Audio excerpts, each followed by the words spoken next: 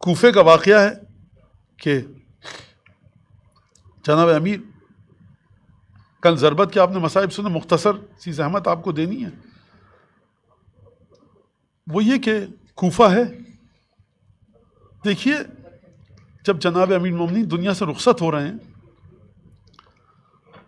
تو یہ وہ ہستیاں کہ جن کو تمام چیزوں کا علم ہے، وعدہ جو پروردگار عالم نے کربلا کا امام حسین کے ساتھ کیا اس کا علم ہے، تمام کی تمام چیزیں امیر المومنین جانتے ہیں کہ کیا ہوگا۔ اب آپ مجھے بتائیے کہ اتنا شفیق باپ وہ بستر پر لیٹا ہے، پیشانی میں زخم ہے، کبھی جناب زینب آتی ہوں گی، کبھی ابو الفضل عباس آتے ہوں گے، امام حسن آتے ہوں گے، تمام کے تمام جب یہ امامزادے سیدانیاں آتی ہوں گی تو جناب امیر المومنین کی نگاہوں میں وہ منظر نہیں پھرتا ہوگا؟ شفقت اور محبت اگر آپ کو جناب امیر کی سمجھنی ہے، جب کوفے میں شہد آیا، بیت المال میں شہد آیا، آپ نے شہد بانٹا سب کو، اور اس کے بعد یتیم بچوں کو بلایا اور اپنے ہاتھ سے ان کو شہد چٹایا۔ اب میں اپنے الفاظ میں واقعہ بتاتا ہوں جو روایت میں ہے۔ راوی نے پوچھا مولا یہ آپ نے ان بچوں کو اپنے ہاتھ سے شہد کیوں چٹایا؟ کہا کہ دیکھو ان سب کے باپ ہیں، وہ گھر جا کے کھا لیں گے۔ لیکن نیت امیر المومنین گویا کہ یہ لگتی ہے، میں اپنے الفاظ میں کہوں کہ شہد کی مٹھاس تو یہ بچے پالیں گے، لیکن باپ کے ہاتھوں کی مٹھاس کیا ہوگی؟ لہٰذا یہ جناب امیر المومنین اتنے شفیق، اتنے کریم،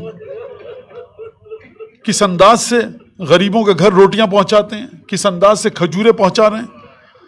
آج کے دن کوفے میں رہنے والے وہ فقراء اور مساکین پریشان ہیں کہ جو ہر روز رات کو ہمارے پاس کھجورے اور روٹیاں لے کر آتا تھا، وہ آج کیوں نہ آیا؟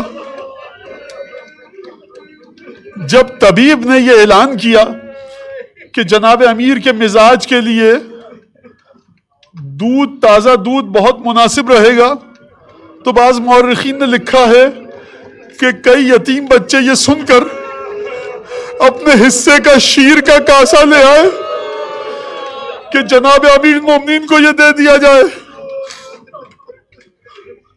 بس ایک دفعہ جناب امیر المومنین کوفے کا واقعہ ہے، تمام بیویوں کے مصائب علی ابن ابی طالب کی نگاہوں کے سامنے ہیں۔ ایک دفعہ کوفے میں عباس آئے، جناب امیر المومنین عباس کو دیکھا اور ایک دفعہ دونوں ہاتھوں کو چومنا شروع کیا۔ ام البنین سامنے موجود ہیں، روایت کے الفاظ ہیں کہ اکسار کیا قبلہ میں، یعنی چومنے میں بہت شدت کے ساتھ چومنے لگے۔ ایک دفعہ چوما، دو دفعہ، تین دفعہ، جناب ام البنین کے چہرے پر مسرت کی لہر دوڑی۔ جب حد سے زیادہ چوما تو کہا کہ والی اتنا زیادہ چوم رہے ہیں، کچھ چومنے کا سبب پوچھ سکتی ہوں؟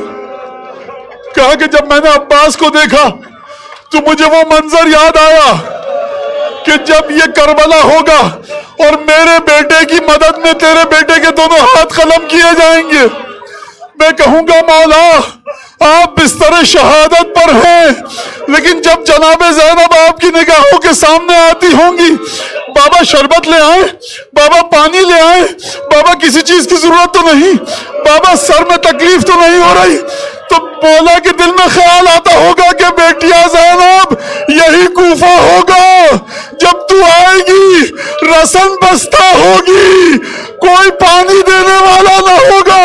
میں کہوں گا مولا کس طرح سے آپ نے برداشت کیا؟ ایک دفعہ پوچھا جب افاقہ ہوا، بیٹا حسن ابن ملجم کو کس حال میں رکھا؟ کہا بابا 10 بستہ ہے، کہا مشکیں ذرا ڈھیلی کرو، اور دیکھو شربت جو ہم کو دیا، بابا یہ شربت لیجئے، کہی شربت جو ہم کو دیا کیا ابن ملجم کو بھی دیا؟ کہا پہلے اس کو دو، اس کے بعد ہمارے لیے لاؤ۔ بس آخری جملے میں کہوں گا مولا آپ نے اپنے قاتل کے ساتھ اس محبت کو روا رکھا کہ تشنگی برداشت نہ ہوئی، ہاتھوں سے مشکیں ڈھیلی کروائیں۔ میں کہوں گا مولا جب آپ کی بہویں، آپ کی بیٹیاں، آپ کی پوتیاں، آپ کی نواسیاں جب اس شہر میں آئیں گی نا تو صدقے کے کھجور دیے جائیں گے، کوئی پانی نہیں دے گا، کوئی مزاج کو نہیں پوچھے گا۔